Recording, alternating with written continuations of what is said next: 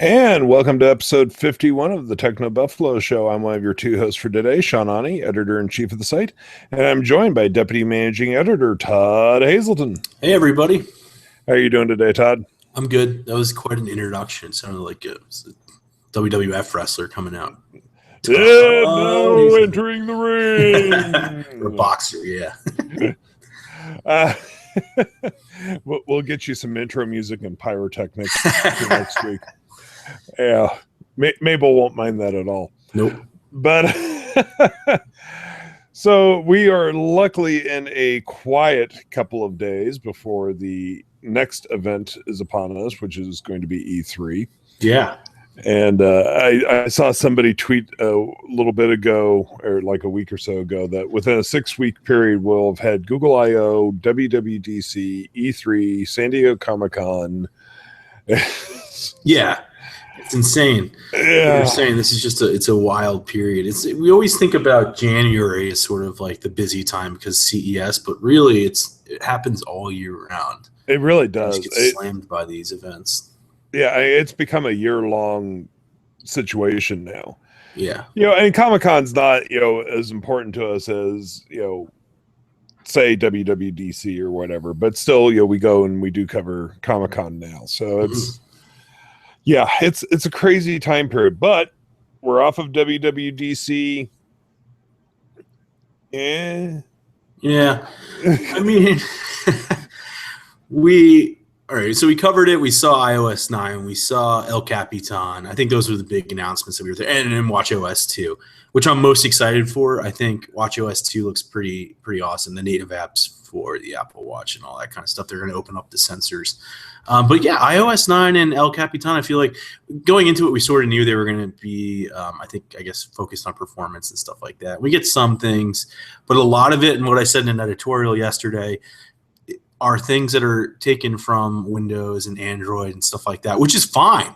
I want to make that clear in my editorial. I think I did that it's okay to borrow these ideas, but they're great. Like, say for example, snapping two windows side by side in El Capitan, or multitasking on the iPad where you have the two windows and you can scroll through different apps and stuff and change one of the windows on the iPad. That's something that we've seen in Windows.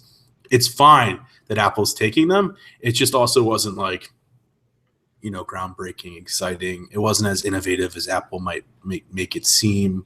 A lot of these features have been elsewhere. I see Preston Franco here says all I have to say is Metro, Ubuntu Scopes, and Android. So a lot of these things were pulled from other ideas. But like I said, it's all good. Siri needed to get smarter. We've said that on earlier podcasts. Finally, she's a lot smarter. You can use, I was saying, actually, I think I said last week, I want to just say, remind me to get milk at the grocery store. So geolocation reminders and stuff like that. And that's coming to Siri. So it's just been in Cortana and Google now for a while. Here's the funny thing. There were two tiny things that got me the most excited. And that was the shake your mouse to find your cursor. That's pretty funny. Which a lot of people are like, well, that's not useful. I agree. It's not useful if you just run one monitor. Yeah, when you have 3 or whatever, like we do. Yeah, but when you sometimes have 3 or 4, which I have 4 at times, that I was like, ooh. Yeah. The other thing was all the improvements to Notes. I'm a huge user of Notes. Me too. So I was excited about that. But again, there was nothing really there that doesn't currently exist in other forms in other places. Right. That's and third-party apps was the other thing I was going to say, like news and the Notes.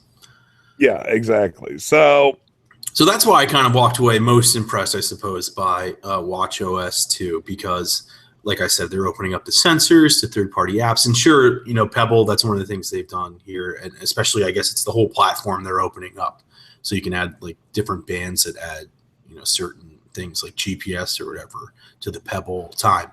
But I think in a lot of ways, Apple's sort of at the forefront at least in the apps on smartwatches. I think they're doing a bit of a better job than what we've seen on other platforms. Android Wear is good, the latest update, but it's not available on the Moto 360 yet, which I use, so I haven't really had a chance to use a lot of the apps.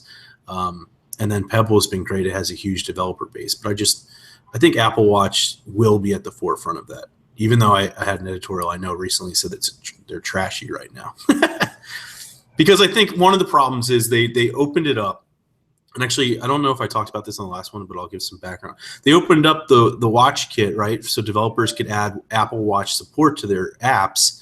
And a lot of these developers were just developing the apps. And for example, one that I reached out to hadn't even received his Apple Watch yet. So it didn't even work, and he didn't know that. And so that's kind of like quality control issues. But hopefully that all gets fixed.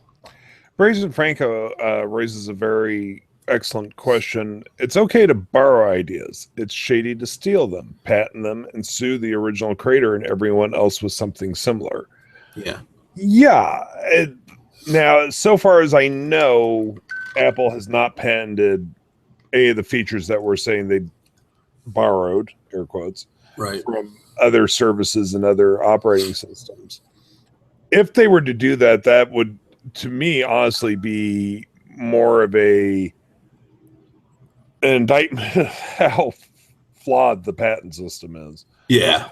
But yeah, no, there's a world of difference there for sure. Yeah, and hopefully that doesn't happen. But you look at, like, for example, Microsoft makes a lot of money off Android because it owns a lot of the patents, and Google has to pay it. So, in a lot of ways, these companies, you don't necessarily know who owns what, and they've already worked out these licensing things or whatever. Because Microsoft originally, a couple of years ago, was going after like all these guys, like HTC and everybody, just suing them and getting them to sign on these licensing agreements. So, yeah, I don't know. It's a dark road we're all traveling down when it comes to patents. That's for sure. Something needs to be fixed in the patent system. And if Apple was to go after any of these patents, yes, I would immediately go, come on, really? You know, that's not right. But we'll see what happens with all of that.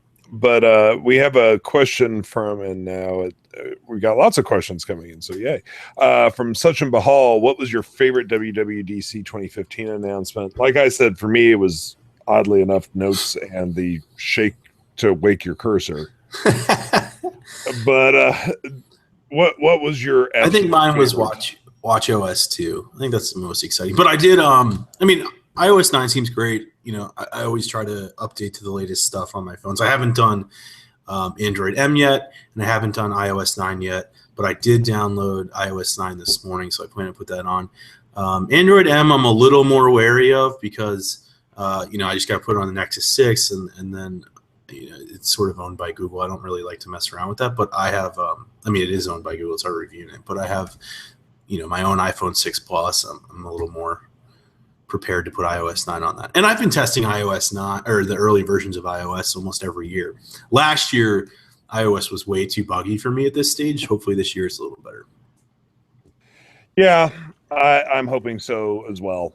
I don't know. I find it here's one thing that made me laugh throughout WWDC. And we were able to, iOS 8 was 4 gigabytes, and we were able to get iOS 9 down to 1 point something gigabytes. Okay, is that because you found a better way to compress it, or is it because there's that much less in it? Yeah, I don't know. I think it's that they're compressing it. I don't know. I just that was kind of an apples and oranges moment for me. I was like, but it's good news for folks that have the 16 gigabyte iPhones. Yeah. So the operating system's not taking a whole thing. I just saw, what was it? There was like a new Sony phone or something where it had like 1.2, I forget the phone, like 1.2 gigabytes of usable space for the what do you?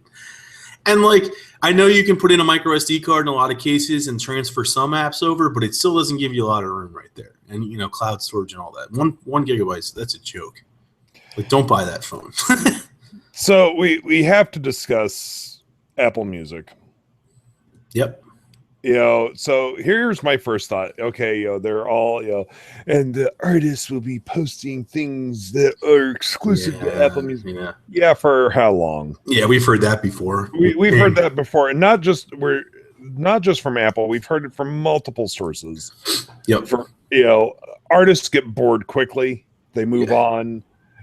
their contract for promotion runs out all the time. Yeah, so I was just like, don't even make that a selling point. It's not worth it. It's going to go away. They're not going to care after 6 months. Yeah, I think for, it'll probably be filled, and they said like any artist can put stuff, so it'll probably be filled with, emerging artist stuff, which is always good, but, I think the real attraction would be like exclusive music videos and stuff like that if they can get them, but they seem to end up sort of on Vivo and stuff like that first, and that, I don't know how Apple's going to compete with that. And plus, the thing that Apple fails to address in this, and they're like, I think they said on stage, you have all these things. You have your music player, and you have Instagram, and you have this, that, Tumblr, and you follow these artists on all these things. Like, we're going to put them all together. And they're forgetting that we like to use Instagram. Like, I open up Instagram because that's where I want to go.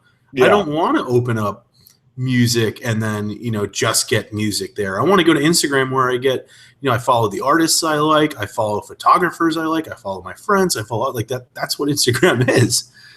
Well, it's like me and Twitter. I always talk about I have 3 monitors going at any time. I have 1 monitor dedicated to nothing but Twitter. Mm-hmm. And that's because I'm bringing in the entertainment news that I care about, the tech news that I care about, the regular news that I care about. It's all in one place. Right. And I'm not going to open up Apple Music just to go, ooh, what's, Katy Perry doing today? Right. Yeah. No, that's not what I want to do. I want to be able to go, I want to be able to see, and just for the record, folks, I don't follow Katy Perry. If Katy Perry goes by my Twitter feed, great, I can go, oh, okay, that's interesting.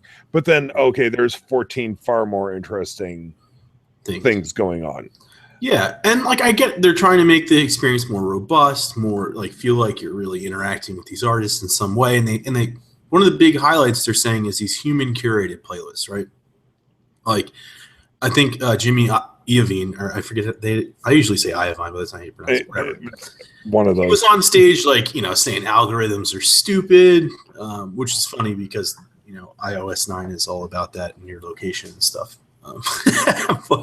So, algorithms are stupid, human curation, like you're at the gym, a music engine's not going to tell you, play the right song next when you're working out. You need someone that knows you're on a gym mix. And they forget that, like, Spotify has this. They have all these lists. They have lists created by people. If you want to go on Spotify and make a public list and share it, you can. And most of those lists that are shared under, like, moods, and I think I said, like, I like indie chill covers and other things I listen to are created by humans. There's other people, other Spotify users, and they have thousands and thousands of users. So to say that Apple Music's the only one out there, with human curated stuff is not true. And Spotify has a ton of that. And I wrote yesterday, I'm excited to try Apple Music because I think there's cool stuff in it. BBC, or not BBC, but Beats One Radio, the 24/7 radio station, sounds pretty interesting, although that's a free feature. And I'm really interested in controlling it with Siri, which is something I've wanted forever, like when I'm in the car. But I think I'll probably stick with Spotify because of those. I have all those playlists already. I really like them. It has sharing features, so I can easily share with all my friends. It's got that Facebook login, and I haven't heard much about that from Apple. So I'll give it a try, 3-month trial, but I really like Spotify. It's not like I'm looking for a replacement. Well, the thing is, I've had human curated workout playlists for years. It's called I Built Them in iTunes. Yeah, exactly. And I'm on my iPod. And that's kind of the fun of it. Yeah, I enjoyed sitting down and, although funny, quick story, never, ever put the main theme music from Conan the Barbarian in your workout mix. Why? Because not only will you try to lift more than you've ever lifted, you will try to lift the entire weight rack because you're convinced that you're invincible. Honestly, I had that music on one time in the gym, and I was like, I can lift anything. And I couldn't.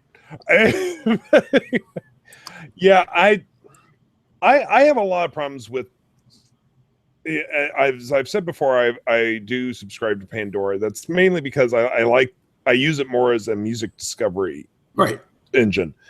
But in general, I don't have a lot of interest in music subscription services. Mm-hmm. Yes, I am currently subscribed to Spotify for 3 months. I found a great deal where I got premium for 99 cents for 3 months. I was like, awesome. well, for $1, why not? And I'll try Apple Music for the 3 months. Will I pay for it after that?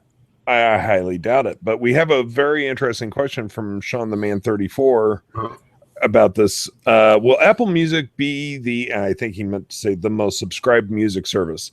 I believe it will, just because it is pre-installed on hundreds of millions of devices.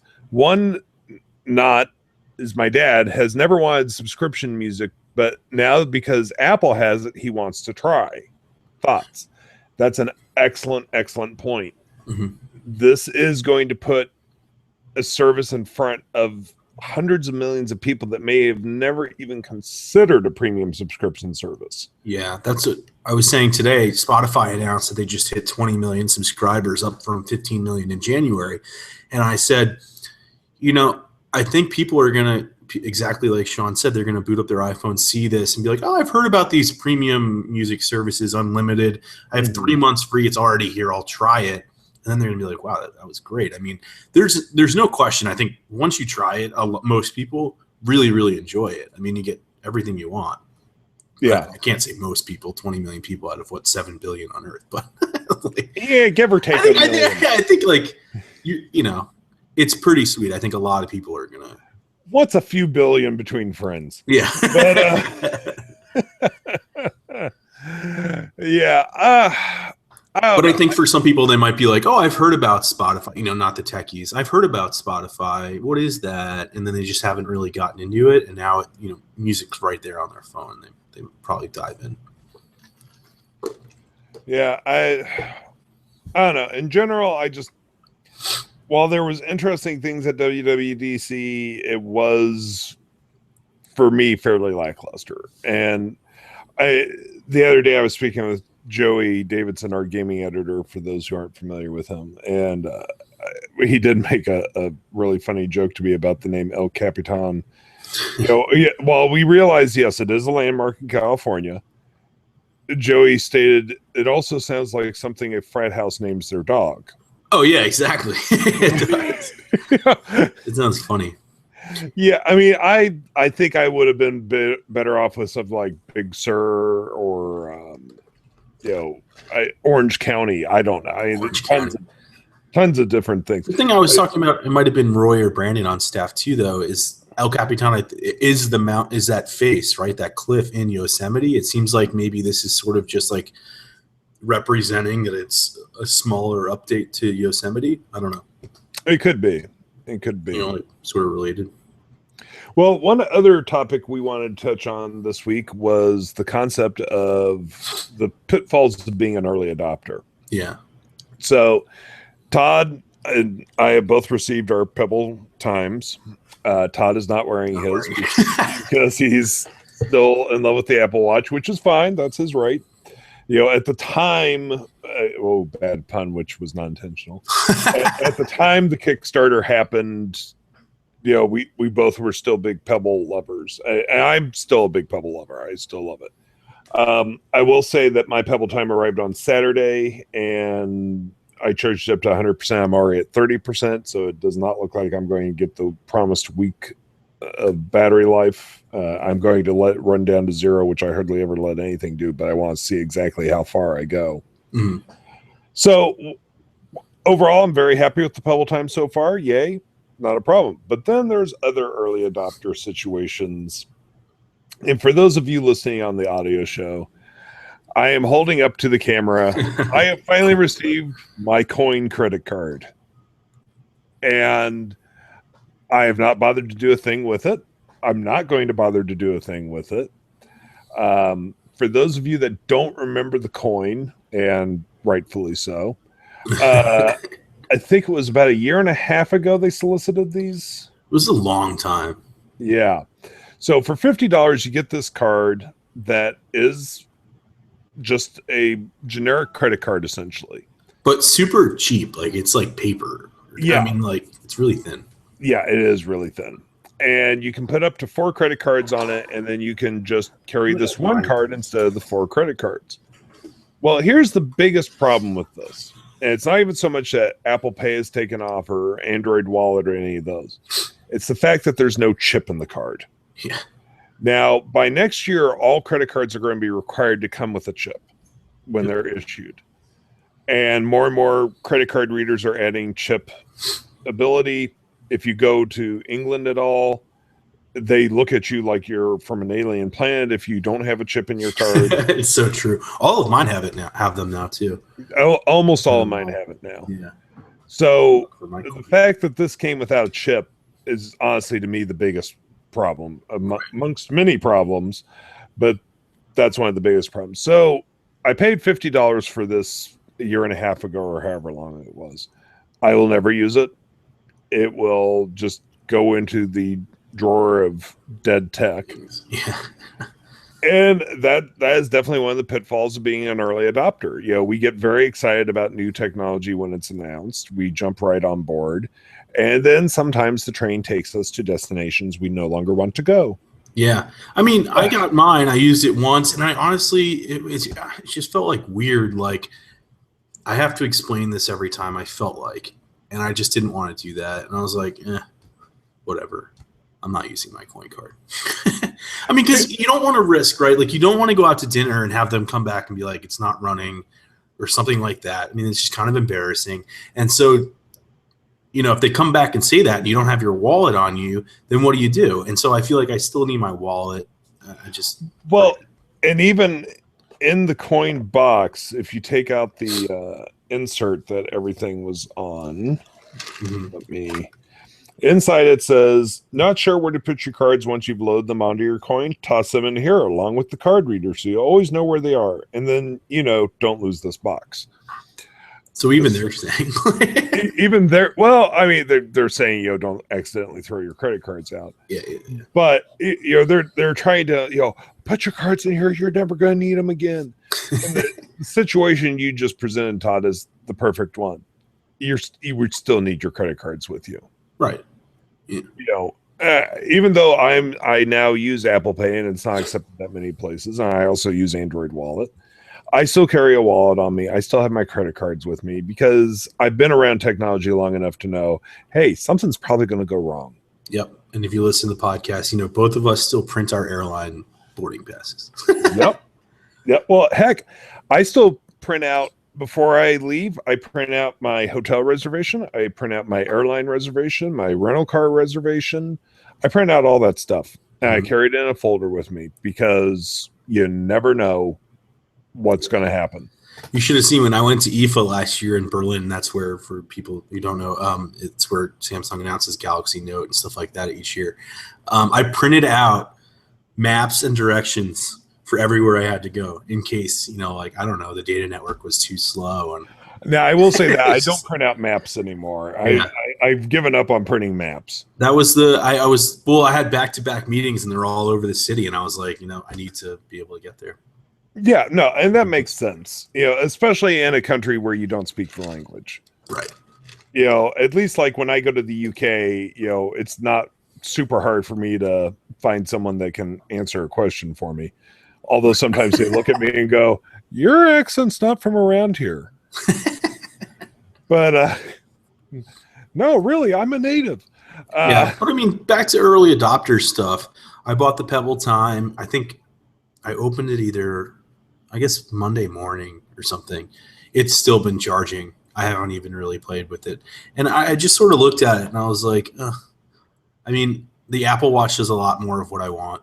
So I just haven't really, and so does Android Wear, I think, in a lot of respects. The only thing that's nice is the battery life there. But, you know, I'll use it and play with it. I think I'm going to do the review. I'm just not as excited as I was when I bought it.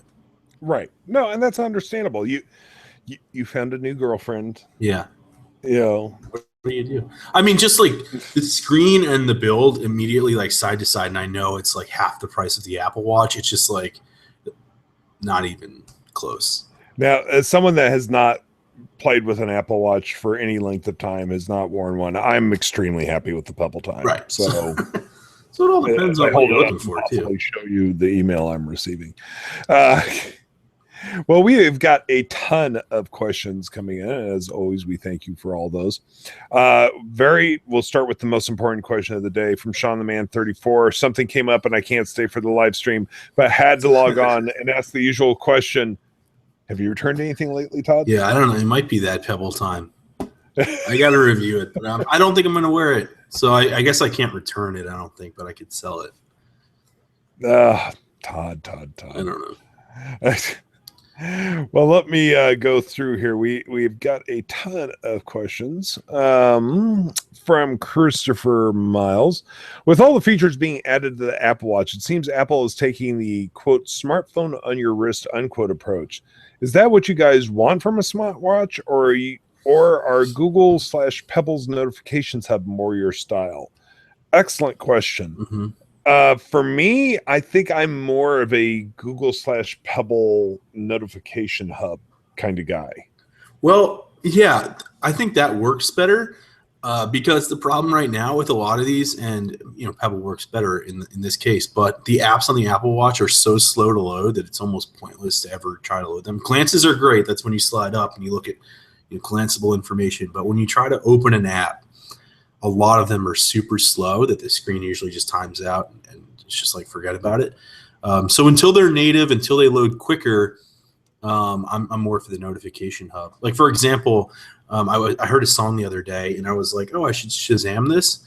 And I looked at my Apple Watch and I was like, I'm not going to rely on that. So I just used my phone because I knew it was going to take too long. So, yeah. But Apple, and they actually talked about this a bit during WWDC, their big bet is obviously on the App Store. I mean, they stand to make a lot of money off this. If they can create another App Store, another place to buy these apps, then, big bucks for them. And same with if we ever see the Apple TV with its own App Store. Apple's, definitely excited about that. They're going to push that. But so is Google. I mean, we just saw during I/O, they're talking about Spotify and Uber coming. So, yeah, I'm definitely more of a hub guy. While it'd be nice to have a few more features, I see myself. You know me, Todd. If it's more than 3 IMs long, what do? Yeah, I hit Skype. Yep. If I have to type anything, if I have to respond to anything, I'm just going to go, oh, forget this and pull out my phone. Right. But it is nice. And also sort of, you feel like you're chained, but to get these alerts when I get up from my desk to make lunch or something and, you need me, I get the alert right on my wrist. Don't have to pull out my phone. Like that's really nice. Yeah. But it also feels like you're never, I always need you, Todd. You're never disconnected. Yeah. From Manav 9900, Apple Music will be going on Android. Do you think this will help Apple take away Spotify? And also, if Apple does something like this with Android, what do you think will be the next Apple doing something on the Android side? Excellent question. I don't know. We had heard rumors that Apple Music was going to go on Android, and I was kind of iffy on it because Apple really hasn't done anything with Android. Right. This is going to give Apple a world of information. Yeah. And it's going to give them data and statistics and all sorts of stuff. This was actually a really brilliant move, and I think this was the service to do it with. After this, who knows? They could open it up to any number of things. But honestly, I almost view this somewhat as a Trojan horse. See, I see it a little differently, but I definitely see that take. I see it as like, iTunes has always been available on PCs. And this is just sort of the extension of that, bringing music to everybody still. And they had the foundation because Beats Music was available for Android. So they're like, okay, let's rebrand this whole thing. It's Apple Music, and that'll hit Android too because it's already built. And then we get the PC users that are on Android onto Apple Music as an option. But again, they have Spotify, they have Google Play Music, they have RDO, they have, there's a dozen services. So I think we were just talking about on the iPhone and the iPad and people like, our parents that are like, oh, what's this unlimited music thing? I want to try that. I think that's going to happen more from iPads and iPhones versus Android. because I don't think an Android person's going to be like, what's this? Because it's not going to come preloaded. Yeah. But yeah, no, I agree. More from the iTunes side. And actually, where did that question go? There was a great question about being preloaded, and it moved on me. That is the one thing I hate about Hangouts questions is that they move around. Oh, bless you. There it is. From Brazen Franco. About Apple Music, which Brazen, I'm impressed you're able to actually put the little Apple icon in there. About Apple Music being pre-installed, isn't this antitrust material? Just like how Microsoft was sued for having Internet Explorer pre-installed.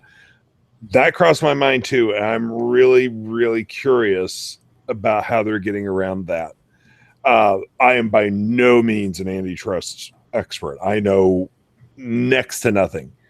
But I will say I agree with you. This does feel a whole lot like the whole Microsoft Internet Explorer situation. So how is Apple getting around that? Well, it's a good question. And what is it? The attorneys general in Connecticut and New York, the New York Times said today, are investigating Apple for antitrust with Apple Music, because I don't think it's for this, but because there were reports that it was sort of strong-arming its way into the industry, maybe trying to stop Spotify from offering the free alternatives, Pandora, ad-supported alternatives. But then Universal Music Group in that report wrote back to the New York State Attorney General, said like no such agreements are in place. There's no like strong arming. We haven't talked to Sony Music. We haven't talked to Warner Music, and that's not going on. But Apple did do this, actually, at least a judge ruled so with the ebooks case back in 2013, where it was sort of price fixing the cost of ebooks. So not unheard of. Antitrust could be is a concern to at least some people out there. But I don't know if it's about pre-installed versus just whatever. I don't know. It's going to be really interesting. I am sure that Apple has a squad of lawyers monitoring this. I wonder how different the situation is too. I mean, back then you did have Macs and you did have Windows, and it was sort of this Microsoft Windows thing. And today you have Android, though, which globally is larger than iOS, and you have to buy an Apple product for iOS, as opposed to back then you weren't buying a Microsoft product for Windows. You were buying, Windows just came on these others. So there might be differences there. Once again, way above my pay grade. Yeah, me too. Way above my pay grade. Also from Brazen Franco, will you cover the Paris Game Week in autumn? As far as I know, we're not going to have anyone there in person, but we will, of course, cover it remotely. From Akib Cater, I hope, my apologies if I got your name wrong. Do you think the iPad will start selling more after the iOS 9 update? Not really. I think the whole problem is that every iPad that was capable of running iOS 8 is going to be capable of running iOS 9. So there's not going to be like a massive need to upgrade. I think it's going to be a matter of Apple's got to do something with the iPad physically to make it a must-buy once again. Right, like if there's an iPad Pro, because the multitasking screen splitting is only available for the iPad Air 2, and then presumably the iPad Air 3. So that's 2, and then presumably the iPad Pro. So there's 3 products, right? So maybe it'll convince people to buy the Pro, but the iPad Air 2 and iPad Air 3 are probably, if it's the same functionality, you're not going to move from the iPad Air 2 to the 3. Very interesting question from Christopher Miles. Guys, you're asking some awesome questions today. Well, you always do, but today you're on fire. From Christopher Miles, do you guys think Apple is relying a bit too heavily on developers to build the narrative of the Apple Watch? With their other products, they've had more of a cohesive vision. With this, it's, quote, this is a watch first, devs do something with it, unquote. Yeah, I think so. Because if you look at the basic functionality they give you, it's, Siri, the time, the weather, and your health tracking. But none of the health tracking was open. The sensors weren't open to developers. And I would argue there's no like killer must-have app for the Apple Watch yet, and so they're probably waiting for someone to come along and make something that does, that says like, oh, here's why you need one. Yeah. So, yeah. I don't know. That's a very, very interesting question, because so much of what is going on with the Apple Watch is not from Apple itself. It's a lot about what developers can do with it. A very astute question, Christopher. Moving on. We've got so many questions here. Again, from Christopher Miles. Are you guys excited for Fallout 4? I was talking to Joey about that the other day when it was announced. I admit I have not played Fallout 1 through 3. That being said, Fallout 4 looks interesting, but I don't know anything about the narrative. I'm with you. Yeah. The 2 games I'm playing right now are Witcher 3, and I just started yesterday Elder Scrolls Online, which is pretty good so far. I'm still just playing a lot of Destiny. I don't know why that game clicked with me so much. From Sean the Man 34, why hasn't TB hired a summer intern lately? Funny you should ask that. We have a new summer intern named Niven who will be doing lots of things out in the Irvine office for us this summer. Funny side note, John asked me maybe a month or two ago when we were going through a really busy period, and he goes, do you think you would benefit from an intern? And unfortunately, a lot of what I do, there's absolutely no way an intern could help me. They couldn't take the conference calls. I wouldn't want them scheduling the post or proofreading them or whatever. So I was just like, there'd be a college kid or a high school kid sitting across my office from me, just staring at me, for 8 hours a day, waiting for me to tell them something to do. That wouldn't be even the most remotely unnerving. But yes, we do actually have a summer intern this year named Niven, and I'm sure you'll see him pop up somewhere sometime in a video or something.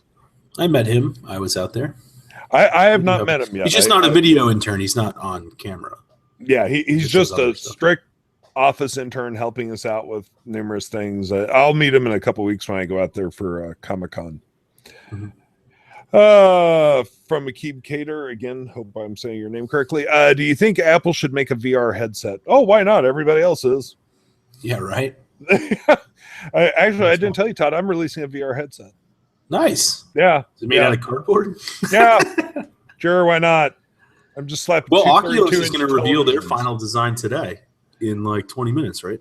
Yeah, I believe so. So we'll see how much it costs. That's going to be the big deciding factor for me.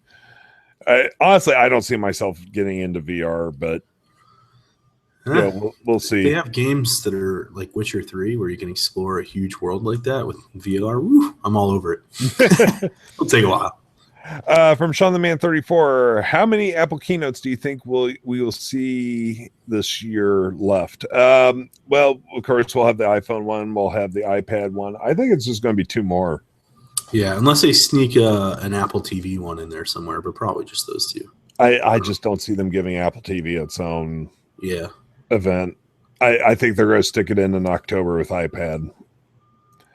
That strict guess, folks. Of course, I also thought we were going to see it this week, but yeah. A lot of people did. From Malcolm Rains, do you use a tablet, and if so, what operating system and why? Well, unfortunately, Malcolm, we're the wrong people to ask, because we both use multiple tablets and we use multiple operating systems. iPad Mini and Nexus 9. iPad Air and Nexus 9. So yeah, Todd and I unfortunately are in a situation where we kind of need to have access to both operating systems, so we have both devices on hand. So but I'm a huge tablet user. I love using a tablet. See, I'm not. I was actually talking about that yesterday. I don't use mine much, just at night, like if I'm browsing the web before bed or something. Yeah. From Brazen Franco, algorithm are what power iTunes genius. Just saying. Yeah, exactly.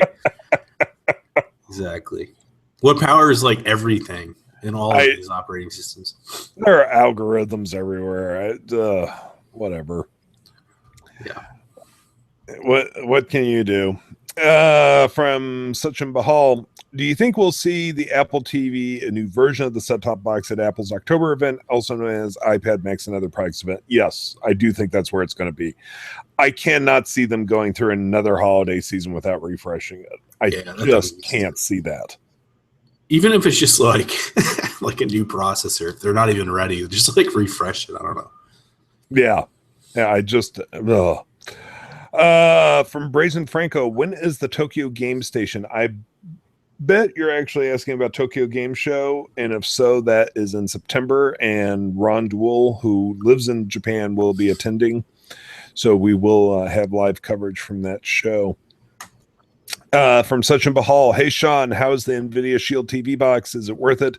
And how does it compare to the Roku or Apple TV or some other Android TV devices? I will have a full review coming probably within a week, I would say, of the NVIDIA Shield TV. It's not going to be overwhelmingly positive. Oh.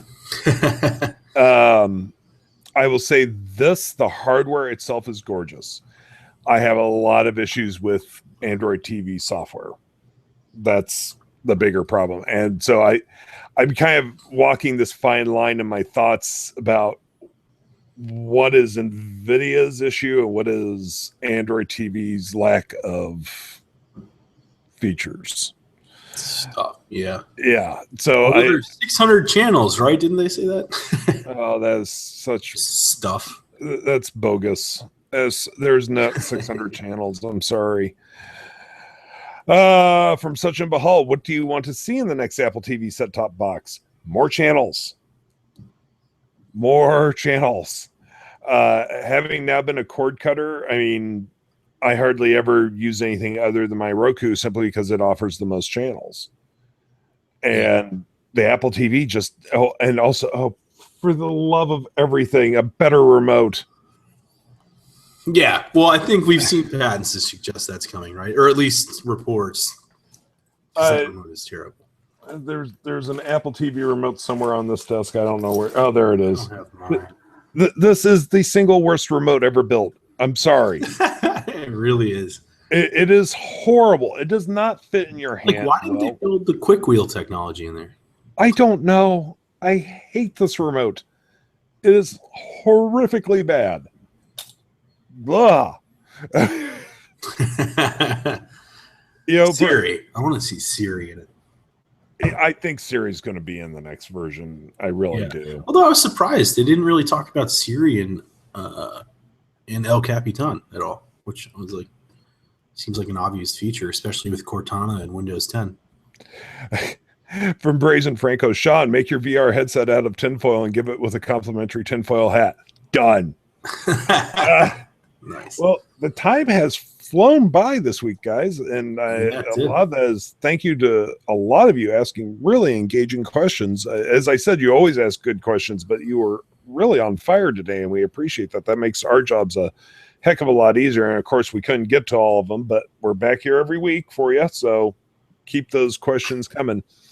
But until next time, as always, you can find us on the iTunes Store, which means you can search for the TechnoBuffalo Show, and we do appreciate if you rate and review us. That does help the show out. You can also find us on Pocket Casts.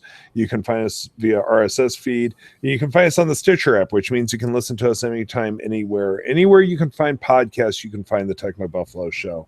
Until next week, I'm Sean Ani. I'm the editor-in-chief of TechnoBuffalo. I've been joined by Deputy Managing Editor Todd Hazelton. Bye, everybody. Until next week, take it easy, everyone. Bye-bye.